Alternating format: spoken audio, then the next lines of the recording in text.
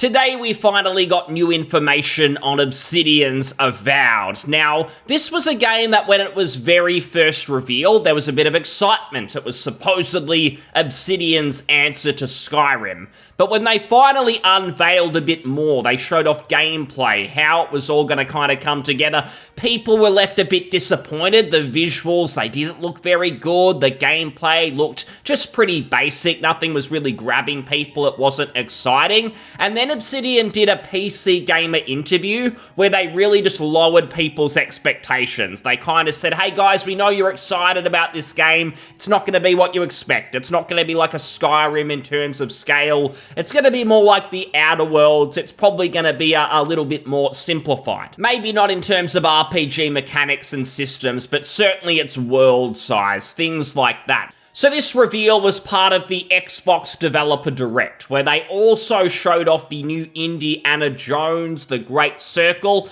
We'll see how that one pans out. But I want to have a look at Obsidian's reveal of Avowed for the second time for myself. I watched it pretty much live, but I want to be able to pause it and sort of go into some detail on how it's looking. My overall thoughts are that, yeah, obviously visually it looks better, but that's kind of what everyone's saying. Almost everyone I've seen, their feedback is just, yes, it looks not like an Xbox 360 game so much like it did before. Now it at least seems to be a modern standard graphically, but I don't care that much about that. It's about the mechanics, the world, the exploration, everything else that comes with it, and I didn't really see anything to suggest it's going to be great in any of those departments. Everything just sort of felt a little bit ordinary, and that's how I kind of felt about the Outer Worlds as well. It did everything okay, but I didn't really feel like it excelled at anything. Nothing really sort of grabbed me in. It was just a solid RPG at a time where maybe there weren't so many in the kind of AAA mainstream space, even if the Outer Worlds had a lower budget. But in 2023, now that we've had the Baldur's Gate 3s and so on, I think people are going to expect a bit more. So I haven't seen that much excitement. I don't think Obsidian have really changed the narrative. People were underwhelmed after the first reveal. It feels kind of the same now. The only difference is people aren't sort of whinging about the graphics as much. They're talking about the side quest that was shown, and we will see all of that now and go into it.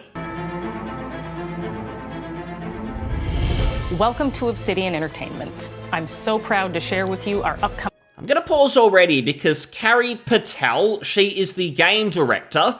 Now, a lot of Obsidian's games, again, like the Outer Worlds, it was RPG veterans who were in charge. For instance, Tim Kaine, the Outer Worlds, he's the creator of the Fallout IP as well, so he's got a long history. And there's also Josh Sawyer, who's worked on some games. He was there for, say, Fallout New Vegas. He had a bit of history in the RPG space as well. Now, Carrie Patel I was curious about because she isn't one of those veterans that I am at least familiar with. And if we look at her history in the industry, she has only worked at Obsidian Entertainment. It doesn't seem like she has had any other roles in the video game space. She seemed to have been in a totally different industry for some time. I don't know if it's accounting or something like that, some sort of business professional, but certainly not game development. Now, she's probably been a writer for most of her life. It looks like she is some sort of fiction-based writer, but when she moved to Obsidian, all her roles have been narrative-based, narrative designer, narrative co-lead, and so on,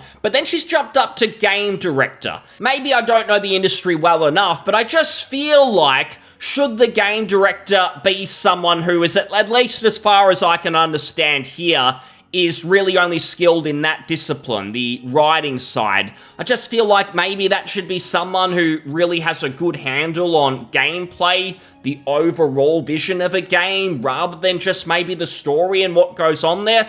And what some RPG veterans have said in the past is, if you are a writer, as this person was before they started at Obsidian, they were a fictional writer of books, I guess, when they move into game development, sometimes they have trouble with branching stories. They're used to having an idea in their mind of a beginning, middle, and end that is linear. But when they move into game development, especially role-playing games, having to account for players' different choices, sometimes they find that challenging because they should be allowing for the player to do basically anything. They may want to make the good moral choice, at least in the eyes of the player themselves, but they might also want to make the evil choice. take things in a different direction.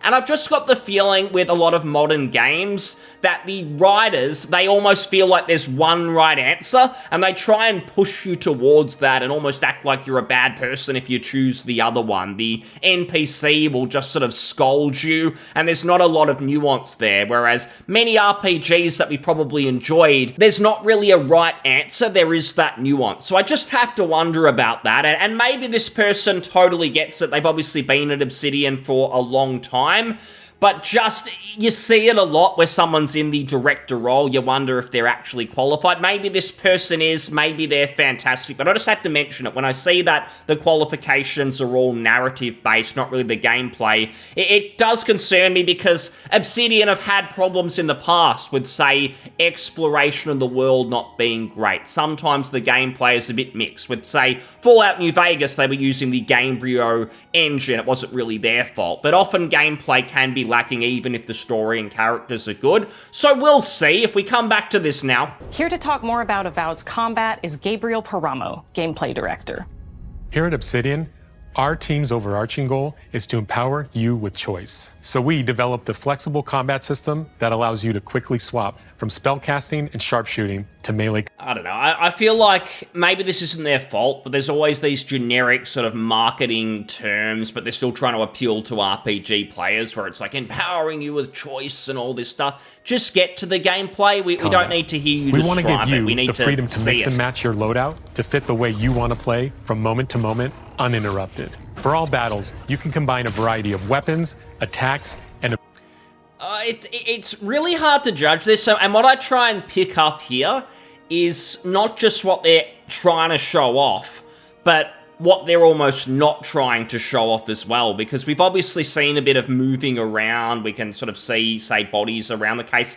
Something about the game, it just feels kind of empty, and I start to get a little bit concerned about, say, the exploration nature of the game, things like that. Yeah, the purpose of this is showing off combat, but I wonder if either there is still a lot of work to be done to kind of fill the world with things that are interesting, or if maybe, and this would be sort of coping, they've just sort of created an arena specifically to show off combat. I doubt that is the case. I would think this is the game they're recording it, and right now, a lot of things just aren't there. They've talked about, they announced it at the end, it's going to be a fall 2024 release date. I have to wonder if they're actually going to stick with that. I would feel more confident if it was 2025 with what I'm seeing. I'd think, yeah, they've got some time. But if it is this year, even though it could be sort of 11 months away, I don't know. I don't know if it's going to be quite finished with what I've seen. The world doesn't look exciting. Again, people say, oh, look, the visuals, look at those cactuses or whatever they are in the background.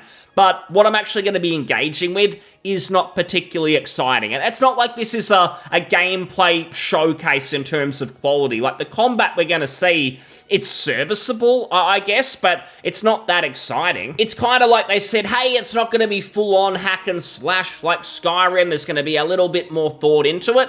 Doesn't mean it's going to be anything amazing. I mean, these days, if it comes to combat quality, people are going to go to other games for it. So that's not the full reason you would play an Obsidian game. Most people are thinking about the story, the quests, the characters. That's what they're worried about in one of their RPGs. But just because they're showing off the combat, I still think it's important to look at what else is going on and how is the game shaping up, because these are marketing people who put this together. They try and trick you to some extent, show you it's all going well. So I like to see what they're not talking about and see if it stacks up. That's what I like to do with, say, Bloodlines 2, that's going to be announced later this month. That's another example of a game that I don't think is going to be quite ready. This at least looks much further along than that, so we'll see what's going on. Play from moment to moment, uninterrupted. For all battles, you can combine a variety of weapons, attacks, and abilities for tactical advantages against a wide range of enemy types. I mean, it's fine. It's not just hacking and slashing. You're making real-time decisions about when to use your abilities, powerful melee attacks, blocks, that is parries, and special attacks. Right, so again, it's serviceable, it's nothing special. I don't mind so much if they want to leave it as is. I don't need the most amazing combat in the world within an Obsidian game. If you choose to approach combat with a one-handed wand, it feels quick and snappy when dealing damage to enemies at mid-range. Using the Tanglefoot ability, you can stop enemies in their tracks, giving you the opportunity to focus on weaker or tougher combatants in an intentional and controlled manner. It's important to pay attention to the types of enemies you're dealing with. Some units are extremely defensive, some are brutishly difficult. Something about that just looked kind of stupid. And again, it's a video they're showing off, so if you see it in here, you know it's going to be all over the place in the live game unless they fix it, but... Some units are... he just sort of like stands there, not doing any... He doesn't even flinch or anything like that. He doesn't move. Extremely defensive. Some are brutishly difficult. And others you must make sure you prioritize, or their healing capabilities will put you in a tough spot.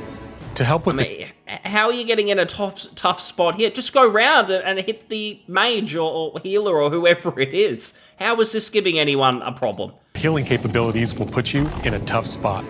To help with the different encounters you will face, we provide customizable loadouts that can be quickly switched during combat. That means you can play however you want. I know. My only concern there would be, does that mean that you can just be like a master of everything if they're supposedly designing it? So yeah, just change your loadout, you can sort of jump into everything. Is that going to include changing your skills on the fly? You just press a button and all your skills and your combat proficiencies change? Maybe not. Maybe it's just, hey, if you want to use a few different types of weapons that you specialize in, you can, but something to think about. We've worked hard to keep you constantly engaged as battles unfold by creating a balance between pressure and manageability during combat. Players will have ample choices for how to build and progress their envoy in the world of the living lands as they get to know the game and the story and explore the many diverse regions. Some quests in Avowed will have you make difficult decisions with profound consequences. Like this side quest you may encounter in Shatterscarp, the third region you'll explore on your journey through the living lands. Now, this put me to sleep when I was watching it live. Like, this should have been the bit that I was interested in, but like I sort of drifted off and I couldn't even remember it, so it'll be nice to refresh. As you're exploring, you come across the bodies of these fallen soldiers, and as you explore the remains of the battle, it's up to you to determine who, if anyone, is at fault. Just the four of us. Manu, Kiri, Naoki, and me. Training under Captain Ruiki, trying to keep Thirdborn safe. In other words, you're a gang of vigilantes. Not that I'm one to judge. Is that a companion? At first, I was really worried the player character has voice acting like that. I don't think that's the case. Now that I've seen this, it should be totally fine, but yeah. Here, take my badge. Take everyone's. Our families deserve to know we fought and died for them. Making the right choice isn't always what it seems. We embrace moral nuance and gray areas, trusting players to make tough decisions in complicated situations. My squad and I... It sounds good, but I think every developer says that, but does that translate into the live game? That's where I don't know, because there's always just these agendas now in studios where they want to push people down. Oh, you've got to all have my mindset, and that just comes across in the game sometimes. It's just trying to take your opinion of things out of it.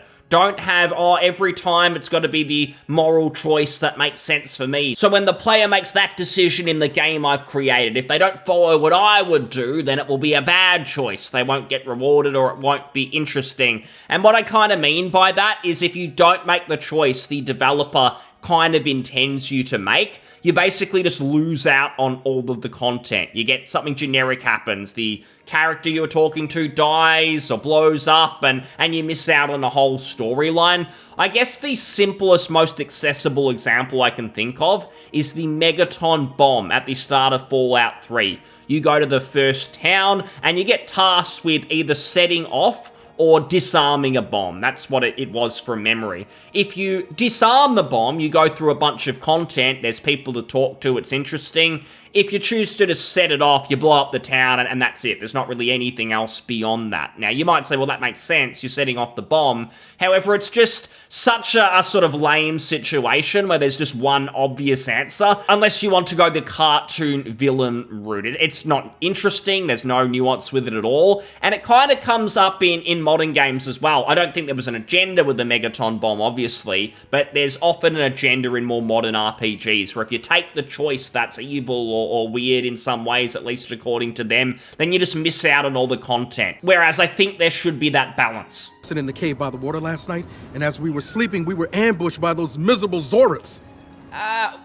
When I was watching this live as well, when I was just listening to this person speak, there's something about the voice acting. It just took me out of the world completely. It was like whoever voice acted this was not like, I need to get into the shoes of this character in a fantasy world. It was, I'm just going to talk like myself. There's the mic. I'm just going to speak into the mic how I would no matter what. Like, is this actually a voice actor? It's really immersion breaking for some reason. I was so surprised, and it was so dark. I just got separated from everyone else. Just doesn't match I can't the face character. those monsters alone, but I have to know if anyone else made it out. Of course he did. Sergeant Asui never has a thought he won't say out loud. So what did he tell you? That Captain Ruiki was sick? That I was paranoid? That I was a dumb baby? I'm just not feeling like, I don't know if he's a warrior. It says private, so you would assume it is some sort of warrior. In a fantasy world, battle-hardened, fighting for their life. It just sounds like the tone of someone in HR's office at their job whinging because someone supposedly bullied them. Something like that. I'm just not feeling it one bit. I heard it all often, and loudly. Wait, if you found Sergeant Asui, why is he not here with you? What happened? At the end of the quest, you have a choice. When you confront Private...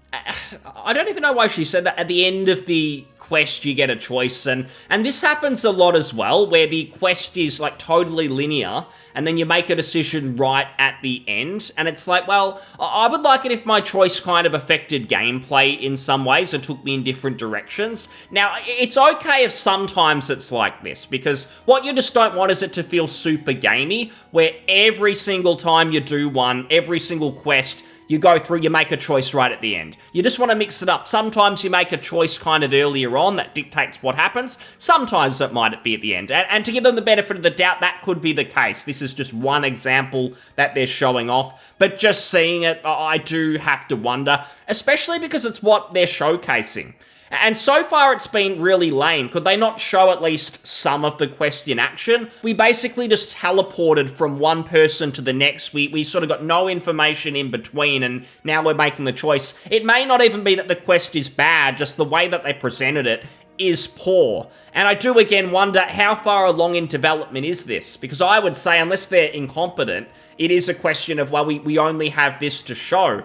So where's the rest of the game? Is it really going to be ready this year, or is it going to be rushed out the door? I hope that's not the case. We all hear about the Microsoft dollars, the Microsoft money. Nothing's going to hold Obsidian back.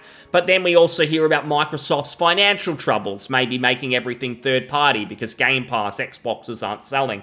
So who knows? Maybe it'll be ready. Maybe this is just a bad example, and whoever chose this is a bit of an idiot. But we'll see. Naoki, if you believe the story he's told you, you can hand over the badges and let him go back home. You're right. Real battle isn't something you can prepare for, is it?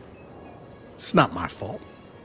No, they should have never have camped in the cave. I'll take the badges. I'm going back to Thirdborn.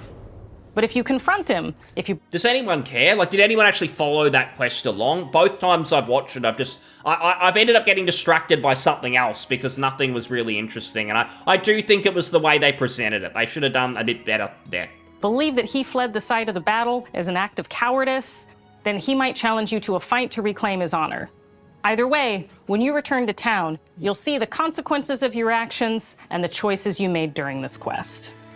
Why didn't you show us some of that then? Because that's the interesting part, if we had gone back to town and something happened. I mean, that sounds okay, but you didn't show that. You just showed, like, a really badly voice-acted character, and we just sort of teleported around conversations. Really weird. I can only think it's because of a bit of underdevelopment. Creating an immersive experience like Avowed is anchored in the world we build.